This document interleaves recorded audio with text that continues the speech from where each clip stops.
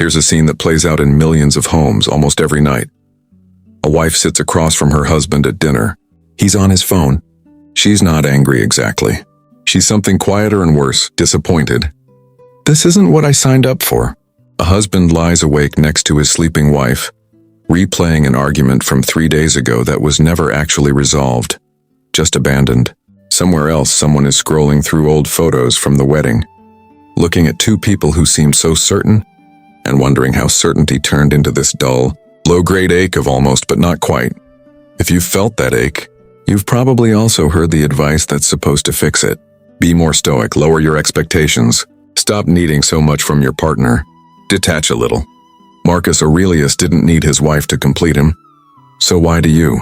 I want to tell you as directly as I can that this advice is wrong. Not wrong in a minor who cares way. Wrong in a way that actually keeps people stuck in their disappointment instead of freeing them from it. And the irony is that the people giving this advice usually think they're being faithful to Stoic philosophy, when in fact they've made the single most common mistake people make when they try to apply Stoicism to their marriage. By the end of this, you'll understand what that mistake actually is, where it comes from, why it's such an easy trap to fall into, and more usefully, what the actual Stoics, the real ones, Epictetus, Marcus Aurelius Seneca, and a lesser-known but crucial figure named Musonius Rufus, said about love, partnership, and disappointment, because they said a lot, and almost none of it sounds like stop caring. The mistake that isn't what you think, let's name it plainly, and then we'll spend the rest of this unpacking it. The mistake is believing that Stoicism solves marital disappointment by lowering or withdrawing your expectations of your spouse, when in fact Stoicism locates the entire problem somewhere else, not in how much you expect, but in what you've mistaken for yours to control in the first place. That distinction sounds small. It isn't. It's the difference between a philosophy that makes you emotionally absent from your own marriage and a philosophy that makes you clear-eyed enough to actually love well inside it. Here's why people get this wrong. They've heard correctly that Stoicism begins with a sharp line between what is up to us and what is not up to us. This is real. It's the opening move of the Enchiridion, the short handbook of Stoic practice compiled from the teachings of Epictetus, a man who started life as a slave in the Roman Empire and ended it as one of the most respected philosophy teachers of his age. Epictetus draws a line. Our judgments, our desires, our choices, our reactions, these are ours, fully, completely, in a way nothing else is. Our body, our possessions, our reputation, and, critically, other people, including the people we love, are not ours in that same sense. They are, in his words, not up to us. People hear this and draw the obvious-seeming conclusion. My spouse is not up to me, therefore I should expect nothing from them. Want nothing from them, and then I'll never be disappointed. Problem solved, except that's not what Epictetus taught. That's what happens when you take one sentence of a philosophy and skip the rest of the book. What not up to us actually means Epictetus never said other people don't matter, or that you should stop wanting good things from your relationships. What he said is far more precise and far more useful. You should stop locating your peace of mind in things you cannot fully control, and then, separately, still go ahead and care about those things, work for them, and even grieve when they go badly, just without making your inner stability hostage to the outcome. Think about what this actually implies for marriage. Your spouse's choices, whether they remember your birthday, whether they handle stress with patience or with snapping, whether they choose closeness or withdrawal on a hard day, are not in the end fully within your control. You can influence them. You can communicate, model, ask, negotiate, even insist, but you cannot reach inside another adult human being and operate them like a puppet. Their choices belong to them. This was true on your wedding day, and it's true now. What is fully within your control, according to Epictetus, is something he calls your prohairesis, usually translated as your faculty of choice. Your moral character, your capacity to judge, to assent, to decide what something means and how you will respond to it. This is the part of you that decides whether your husband's silence at dinner means he doesn't love me anymore, or he's exhausted and bad at processing. Stress out loud. Both interpretations are available. Neither is forced on you by the silence itself. The silence is just silence. What turns it into disappointment, into a verdict about your marriage, into evidence in a case you're quietly building against your spouse? That's a judgment. And judgments, Epictetus insists over and over, are the one thing that is entirely yours. This is the most famous line in the whole of Stoic psychology. Paraphrased from the opening of the Enchiridion, people are not disturbed by events themselves, but by their opinions about those events. Marcus Aurelius, 2 centuries later, writing privately in what we now call the Meditations, notes he never intended for publication. Written largely while commanding armies on the northern frontier of the Roman Empire, returns to this same idea again and again. If something outside you causes you pain, he writes, it is not the thing itself that is hurting you, but your judgment about it, and that judgment is something you have the power to set down. Notice what this means for the husband lying awake replaying the argument, or the wife watching her husband stare at his phone. The mistake isn't that they expect things from their spouse.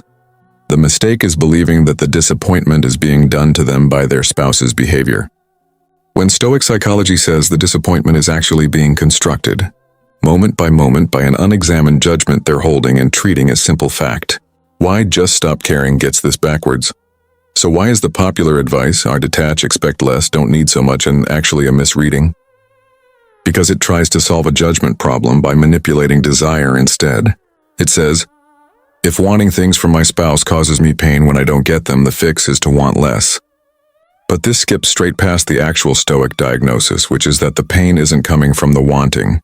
It's coming from an unexamined belief bolted onto the wanting. Beliefs like, a loving spouse should always know what I need without being told. A good marriage shouldn't require this much effort. If he loved me the way he's supposed to, this wouldn't be hard. These are not facts about marriage. They are opinions, often inherited from movies, from our parents' relationships, from what we quietly assumed at 25 without ever examining it. And Stoicism's actual instruction is not to abandon the desire for connection, but to interrogate the opinion underneath the disappointment and ask whether it's even true. There's a specific Stoic term for this work, the discipline of assent. Ancient Stoic psychology held that an impression arrives first. Your husband goes quiet. A flash of hurt rises in you almost automatically, and this initial flicker was considered natural, even involuntary, something later Stoic writers called a first movement. You are not morally failing simply by feeling a sting. What happens next is where the real philosophy lives. Do you assent to the impression, agreeing with it, elaborating it, turning it into a full verdict? He doesn't care. This marriage is failing. I am unloved. Or do you pause and examine it first? That pause, that act of examining an impression before agreeing to it is, according to the Stoics, the entire location of human freedom. It's also, not coincidentally, exactly what separates a couple that fights well from a couple that fights badly. The disappointed spouse who reacts instantly is assenting to the first impression without examination. The same spouse doing the actual philosophical work asks, is this judgment true? Is it the only possible judgment? And is it helping me love this person well? But doesn't that mean I should just accept a bad marriage? This is the objection that always comes next, and it deserves a real answer. Because it's the second way people misread this philosophy. No. And the proof is that the Stoics themselves did not treat marriage as something to be merely tolerated or endured with gritted teeth. There's a Roman Stoic teacher, less famous than Epictetus or Marcus Aurelius but hugely influential on both of them, named Musonius Rufus. He actually taught Epictetus directly, and Musonius Rufus wrote specifically at length about marriage, which tells you something important. Stoicism was never a philosophy that treated intimate partnership as beneath serious thought. Musonius Rufus argued that marriage, done well, is a complete partnership of mutual care between equals, where husband and wife look after each other, support each other's well-being, and work toward shared flourishing together. Not a transaction, not a convenience, not an obstacle to the philosophical life, but one of its proper expressions. For a Roman man of his era, this was a notably progressive position. He held that women were equally capable of philosophy and equally suited to the rigorous, examined life that Stoicism demanded. A real demanding mutual marriage was, in his view, entirely compatible with even supportive of, living wisely. This matters because it tells us Stoicism never asked anyone to want less from their marriage. It asked them to want it for the right reasons, and to stop confusing their spouse's behavior with their own inner steadiness. There's a related concept worth knowing here, developed by Stoic writers exploring how natural affection fits into the philosophy. A kind of widening circle of concern, where your care naturally starts with yourself, extends to your immediate family, then to friends, community, and eventually all of humanity. And the philosophical task isn't to shrink that innermost circle of care for your spouse and family. It's to expand the outer ones until they're treated with something closer to that same care. In other words, real Stoic practice pulls you toward more connection, more responsibility to the people close to you, not less. And practically, Stoics distinguish between irrational passions, which destabilize you, and what they called good feelings, rational affection, joy, well-wishing toward those you love, loving your spouse, wanting closeness with them, feeling real joy in their company. None of this was ever the target of Stoic critique. Marcus Aurelius himself was married for over 3 decades to Faustina and had numerous children with her. He wrote his private reflections on equanimity, while also fully inhabiting the demands of a real domestic life. Stoicism was never built by or for people detached from ordinary human attachment. So what's the actual fix? If the mistake is locating your peace of mind in your spouse's behavior, and the fix isn't wanting less, what is it? The Stoics offer something specific here, sometimes called the reserve clause. The idea is this: you pursue the things you reasonably prefer, a warm marriage, a partner who shows up for you, mutual effort, fully and sincerely, while internally holding a kind of footnote. I will work toward this, as long as nothing beyond my control prevents it. You give your full effort to the external outcome, without making your inner peace conditional on achieving it. This isn't resignation. It's closer to what a skilled craftsperson does, full investment in technique and effort, while accepting that the final result always depends partly on factors outside their hands. A partner's mood, their unresolved history, their bad day, their own ongoing growth. Practically, in a marriage, this looks like a shift in where you put your attention. Instead of, why isn't he meeting my expectations? The question becomes, is this expectation reasonable? Have I actually communicated it clearly? And what is the wise, just, courageous response available to me right now, regardless of what he does next? Notice this doesn't mean staying silent. The Stoics prize justice as a core virtue. And justice includes naming real harm, setting real boundaries, and sometimes deciding that a relationship causes more damage than good. Equanimity was never meant to produce silence in the face of genuine mistreatment. It was meant to produce clarity, so that when you do speak or act or even leave, you're doing it from steadiness rather than from a flood of unexamined reactivity. This is also where the discipline of action comes in, a second pillar alongside the discipline of assent. Once you've examined the judgment honestly, Stoic philosophy doesn't ask you to do nothing. It asks you to act well, to have the hard conversation, to ask directly for what you need instead of waiting to be disappointed by silence, to do your own part of the marriage with full effort and integrity, regardless of whether your partner reciprocates immediately. Your actions are yours. Their response is not. Both halves matter, and the mistake almost everyone makes is collapsing them into one, either trying to control the second half by sheer force of expectation, or abandoning the first half by giving up on effort altogether, bringing it back to the dinner table. So picture that same wife watching her husband on his phone at dinner. The popular, watered-down version of Stoicism tells her, stop expecting his attention and you won't be hurt. That's not philosophy. That's just numbness wearing philosophy's clothes. The real version asks something harder and more honest. It asks her to notice the first sting of hurt without immediately treating it as proof of anything. It asks her to examine the judgment writing underneath it. He doesn't value me. And check whether that's actually demonstrated or whether it's an old fear dressed up as today's evidence.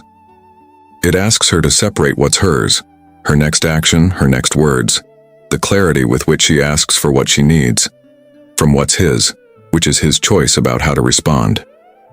And it asks her to do all of that while still fully wanting a good marriage, still caring, still showing up, that husband lying awake replaying the unfinished argument. The same philosophy doesn't tell him the argument didn't matter. It tells him his peace doesn't have to wait for his wife's apology to arrive in exactly the form he's imagining. He can examine what's actually his to fix, his own contribution to the fight, his own next move toward repair, without needing to first extract a particular reaction from her. This is the one mistake worth correcting. If you take only one thing from everything we've covered, disappointment in marriage is not a signal to want less from your partner. It's a signal to look more carefully at what you've been quietly assuming, and to relocate your effort toward the only place it was ever actually yours to spend: your own judgment, your own honesty, and your own next action. Want a great marriage? Work for it openly. Speak plainly when something's wrong. Just stop handing your peace of mind to someone else to hold, even someone you love. Because Stoic philosophy, read all the way through, was never asking you to love less. It was asking you to finally see clearly enough to love well.